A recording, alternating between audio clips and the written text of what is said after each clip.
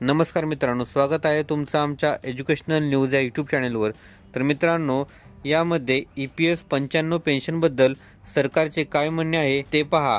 सध्या EPS 95 अंतर्गत किमान पेन्शन दरमहा रुपये 1000 आहे, जे अनेक पेन्शनधारकांसाठी अपुरे आहे। EPS 95 पेन्शनधारकांसाठी पेन्शनवाढीच्या मागण्या सध्या जोर धरत आहेत, परंतु त्याची अंमलबजावणी करण्यात काही आव्हाने येत आहेत। पेन्शनधारकांनी त्यांची किमान निवृत्ती वेतन दरमहा 7500 रुपये करण्याची मागणी केली आहे।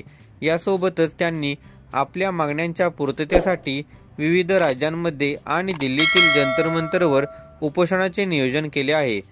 सरकारची बाजू। अलीकडेच सरकारने संसदेत सांगितले की EPS 95 अंतर्गत किमान पेन्शन वाढवणे आर्थिक स्थिरतेशिवाय शक्य नाही किंवा त्यासाठी अतिरिक्त अर्थसंकल्पीय समर्थन आवश्यक आहे। पेन्शन योजनेचे आर्थिक स्थैर्य राखण्यासाठी हे पाऊल आवश्यक असल्याचे केंद्रीय कामगार मंत्री म्हणाले। ते म्हणाले की उच्चस्तरीय देखरेख समितीने पेन्शनची रक्कम वाढवण्यासाठी काही अटी पूर्ण करण्याची शिफारस केली आहे। EPS 95 राष्ट्रीय संघर्ष समितीने किमान पेन्शन वाढवून पेन्शनधारकांसाठी मोफत आरोग्य सुविधा देण्याची मागणी केली आहे। सध्या EPS 95 अंतर्गत किमान पेन्शन दरमहा 1000 रुपये आहे, जे अनेक पेन्शनधारकांसाठी अपुरी आहे। त्यांच्या मागण्या मान्य न झाल्यास देशव्यापी उपोषणास भाग पाडू, असे समितीचे अध्यक्ष कमांडर अशोक राऊत यांनी सांगितले।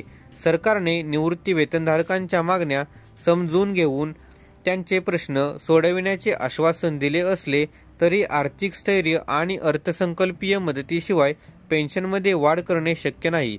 पेन्शनधारकांना त्यांच्या मागण्यांबाबत जागरूक राहून सरकारशी बोलणे सुरू ठेवावे लागेल। तर मित्रांनो, हीच माहिती आपल्याला या व्हिडिओच्या माध्यमातून द्यायची होती। अशाच प्रकारच्या नवनवीन व्हिडिओसाठी लगेचच आमच्या चॅनेलला सबस्क्राईब करून या व्हिडिओला लाईक आणि शेअर करा। चला तर मग भेटूयात पुढील व्हिडिओमध्ये। धन्यवाद। जय हिंद, जय महाराष्ट्र।